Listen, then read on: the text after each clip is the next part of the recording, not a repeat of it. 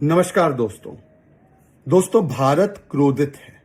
भारत की आत्मा को झंझोर दिया गया है। मानवता को शर्मसार करने वाली घटना हमारे सामने आई है, जहां पर हमारी बहन, हमारी बेटी श्रद्धा, देश की महिला, उसके साथ किस प्रकार से एक निर्मम हत्यारे ने, एक दरिंदे ने, आफ्ताब पूनावाला ने उसकी हत्या की और फिर उनके शव को टुकड़े टुकड़े करके 35 टुकड़ों में करके किस प्रकार से उनके शव को, बॉडी को डिस्पोज ऑफ करने की कोशिश की। ये पूरा घटनाक्रम हमारे सामने आया है और जब से ये घटनाक्रम सामने आया है तब से एक ही मांग हम सब की रही है। हम सभी के लबों पर एक ही बात आई है। हम सब एक ही चीज चाहते हैं, डेथ फॉर आफ्ताब पूनावाला। फांसी की सजा दी जाए इस दरिंदे को कोर्ट के माध्यम से।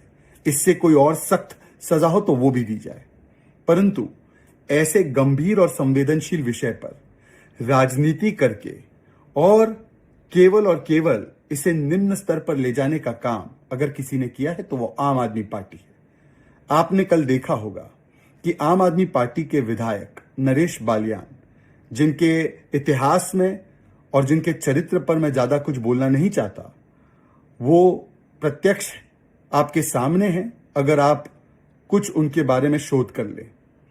उन्होंने एक ट्वीट डालकर कहा कि ये आफ्ताब का मुझसे रिश्ता है क्योंकि हमारा सरनेम पूनावाला है। वैसे पूनावाला सरनेम के बहुत सारे नामी गिनामी लोग भी हैं, पर उन्होंने मुझ पर यह हमला इसलिए किया क्योंकि उन्होंने ही बताया है अपने ट्वीट में कि कई दिनों से आम आदमी पार्टी के भ्रष्टाचार को लेकर और खास करके अब एमसीडी के चुनाव के समय जब हम एक के बाद एक आम आदमी पार्टी के भ्रष्टाचार को गिनवा रहे हैं, जिस प्रकार से तिहाड़ में भी उन्होंने उगाई कमाई लुटाई की सुकेश से, उस विषय पर मुखर होकर कैसे आम आदमी पार्टी एक लुटेरा पार्टी है, इसका पर्दाफाश मैं लगातार कर रहा हूं, मेरी पार्टी से लगातार हो रहा है।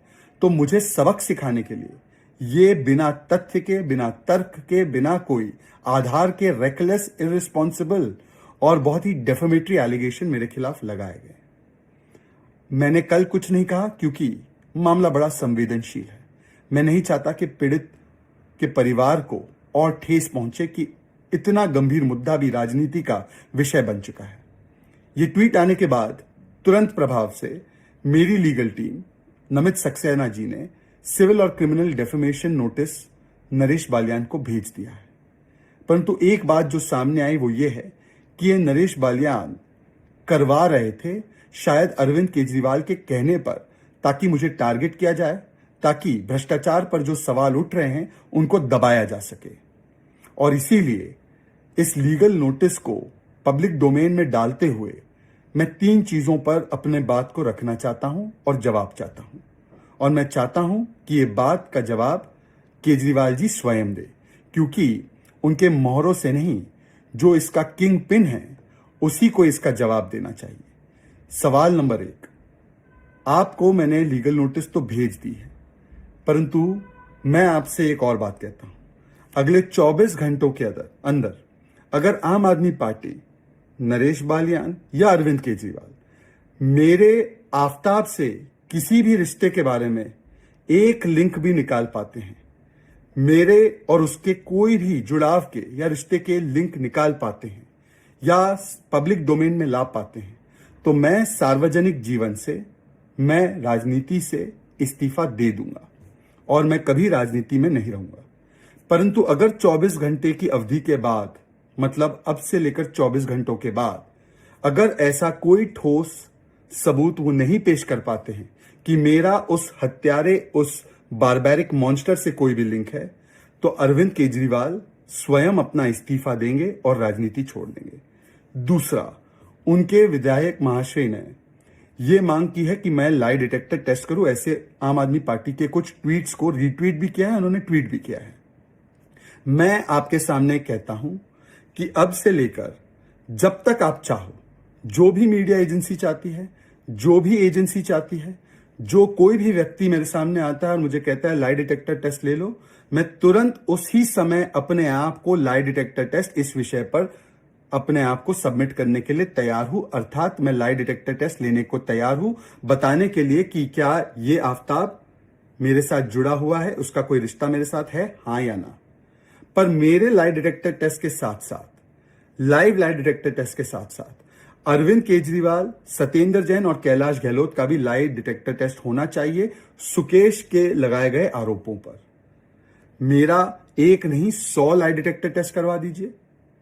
अगर मेरे खिलाफ कोई सबूत मिलता है तो मैं सक्रिय राजनीति छोड़ दूंगा, परंतु 24 घंटों के भीतर अगर आपको कोई सबूत नहीं मिलता है, आप नहीं पेश कर पाते हो कि ये जो व्यक्ति है वो मेरे परिवार से जुड़ा हुआ है, तो आपको मतलब अरविंद केजरीवाल को राजनीति छोड़नी होगी और मेरे साथ लाइव लाई डिटेक्टर टेस्ट आपको मतलब केजरीवाल जी को लेना होगा, सत्येंद्र जैन को लेना होगा और कैलाश गहलोत को लेना होगा सुकेश के लगाए हुए आरोपों पर।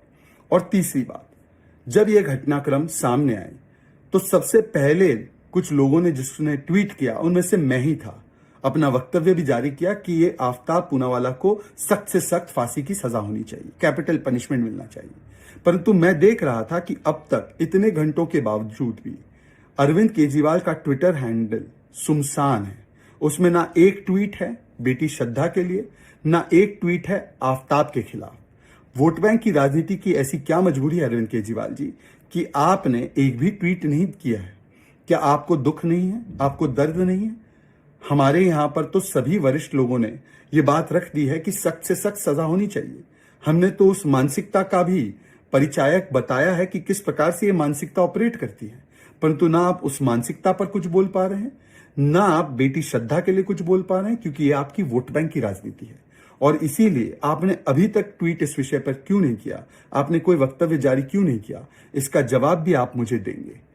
मेरी लीगल नोटिस टीम ने सिविल और क्रिमिनल प्रोसीडिंग्स के लिए भेज दी है।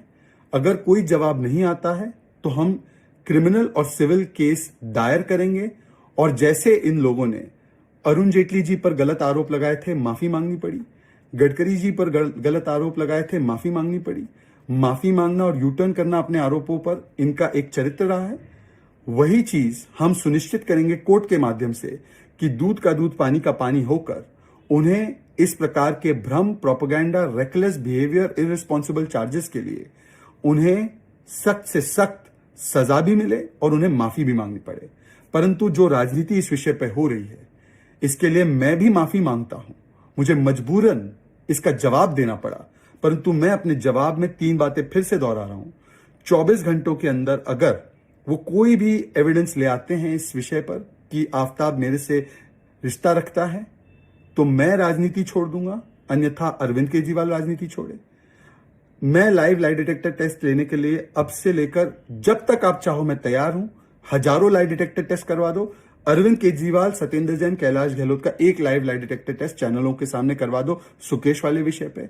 और अब तक अरविंद केजरीवाल ने एक भी ट्वीट, एक भी वक्तव्य बेटी श्रद्धा के लिए क्यों नहीं कहा और आफ्ताब की मानसिकता के खिलाफ क्यों नहीं कहा? यह ऐसी कौन सी वोट बैंक की राजनीति है? यह मांग रखना चाहता था। बहुत बहुत धन्यवाद। इन विषयों पर राजनीति ना हो तो बेहतर है। कम से कम बेशर्मी की सारी हदें मत पार कीजिए अरविंद केजरीवाल जी, केवल इसलिए क्योंकि आपका भ्रष्टाचार प्रतिदिन पकड़ा जाता है। आज भी पकड़ा गया है टिकटों को बेचते हुए, और इसके अलावा बहुत सारे आपके भ्रष्टाचार के मामले, लूट के मामले सामने आ चुके हैं। इसीलिए अब बार बार मुद्दों को डाइवर्ट करवाने के लिए, पॉलिटिसाइज करवाने के लिए अपने मोहरों का इस्तेमाल करते हैं। जय हिंद, जय भारत।